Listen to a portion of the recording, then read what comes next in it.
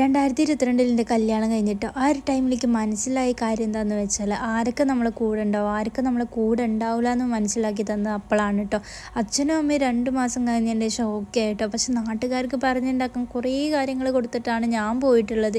എനിക്ക് നിങ്ങളോട് പറയാനുള്ളത്, നിങ്ങൾ എന്ത് തീരുമാനം എടുക്കുകയാണെങ്കിൽ നിങ്ങളെ സ്വന്തം ഡിസിഷനാണ്, നിങ്ങളാണ് ജീവിക്കേണ്ടത്, അല്ല നാട്ടുകാരല്ല ജീവിച്ച് തീർക്കേണ്ടത്. അപ്പോൾ നിങ്ങൾ ആലോചിച്ചും കണ്ടിട്ട് ഒരു തീരുമാനം എടുക്കുക, അത്രേ എനിക്ക് പറയാനുള്ളൂ. ഇപ്പോഴത്തെ സമൂഹത്തിൽ എത്ര ആൾക്കാരുണ്ട് ഇങ്ങനെ നല്ലോണം ജീവിക്കണവർ, സ്വന്തം പേരൻസിൻ്റെ സമ്മതത്തോടെ തന്നെ ജീവിച്ച് കല്യാണം കഴിപ്പിച്ച് കൊടുക്കണവർ, ആരൊക്കെ നല്ല രീതിയിൽ ജീവിക്കണവരുണ്ട്. പിന്നെ ഒരു കാര്യം, ഒരു ചീത്തപ്പേര് വന്നു കഴിഞ്ഞിട്ടുണ്ട്, അത് നമ്മളെ തലേന്ന് പോകില്ല, ആ കണ്ണിലൂടെ മാത്രമേ നമ്മൾ ഓര് കാണുകയുള്ളൂ. അപ്പം എനിക്ക് പറയാനുള്ളത്, നിങ്ങളെല്ലാം ആലോചിച്ചും കണ്ടിട്ട് തീരുമാനം എടുക്കുക, അത്ര എനിക്ക് പറയാനുള്ളൂ. പിന്നെ നാട്ടുകാരെന്ത് വിചാരിക്കും, ആ തെണ്ടികൾ എന്ത് വിചാരിക്കും എന്ന് പറഞ്ഞാൽ നിങ്ങൾ ജീവിച്ച് തീർക്കല്ല വേണ്ടത്. നമുക്കൊരു സ്വന്തം ഒരു സെൽഫ് റെസ്പെക്റ്റ് ഉണ്ട്, അതന്നെ നമുക്ക് ആ റെസ്പെക്റ്റിലൂടെ നിങ്ങൾ പോകും, അത്ര തന്നെ എനിക്ക് പറയാനുള്ളൂ. വേറെ ഒന്നും പറയാൻ കിട്ടില്ല. വായിൽ എന്തൊക്കെയോ വരണമെന്നുണ്ട്, പറയണമെന്നുണ്ട്, പക്ഷെ കഴിയണില്ലേ പറയാൻ. അപ്പോൾ നിങ്ങൾ സ്വയം തീരുമാനം എടുക്കുക, അത്ര തന്നെ.